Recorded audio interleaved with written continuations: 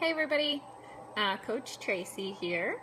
I just got off of a Zoom with one of my coaches, and she was feeling a bit overwhelmed, which I know can happen to a lot of us.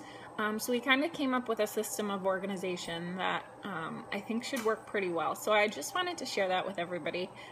Since I forgot to record the Zoom, I figured I'd make a video.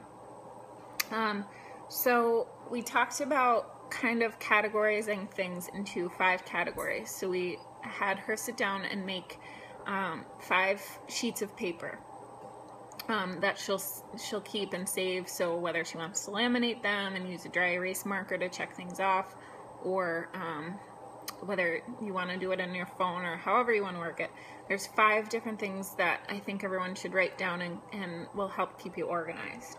So the first thing that you want to do is to write down on a sheet of paper your coaches.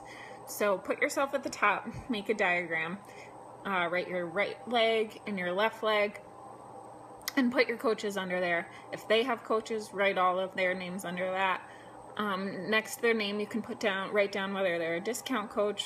You can put a D next to their name for discount coach, or a business builder. You can put a B next to their name if they're a business builder. If they're an active, you can put an I next to their name, just to make a note of that. That way it's on paper, it's written down, and you can refer to that and know when to check in with people, who you have to check in with, etc. And then add as you go, and add as you add coaches. So that's the first sheet of paper. The second sheet of paper, you want to sit down at the beginning of each month and write down the groups that you have going on that month, so that you can keep track. So your challenge groups would be included, whether it's your free group or your paid group.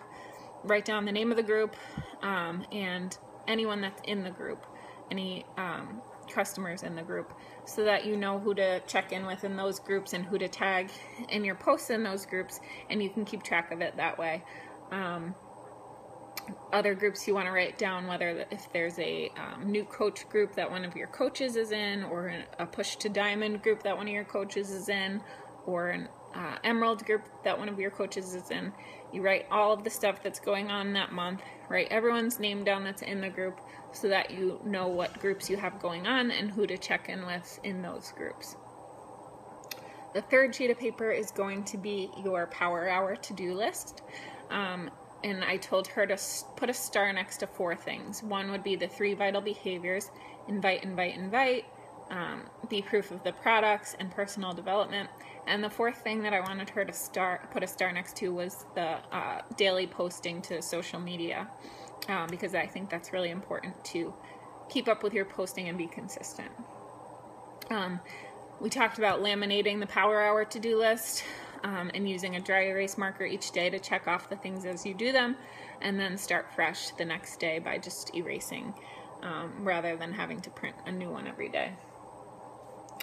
The 4th piece of paper, I talked about doing the 10 in play. And basically what this means is you write down the names of 10 people that you're currently having discussions with, whether it's about coaching or becoming a customer. You always want to have 10 people on this list that you're actively speaking to. So write their name down, write next to them a little note about what you're talking to them about. And if you can't think of 10 people, then it means you need to invite more. So anyone that's interested, write their name on that, a little note about what they're interested in, and once they pull the trigger, you can take them off the list and find someone else. This is a good way to keep building your business and keep track of people that you're having conversations with and need to check back in with. And then the 5th sheet of paper we talked about is ideas for posts. So sometimes I'll wake up in the middle of the night and think of a post. I'll make a note of it so that I don't forget. A lot of my posts come just spur of the moment, but sometimes I just can't think of anything to write, or can't think of a good picture. So I always have a list of, as many things as I want to, for the future if I get stuck.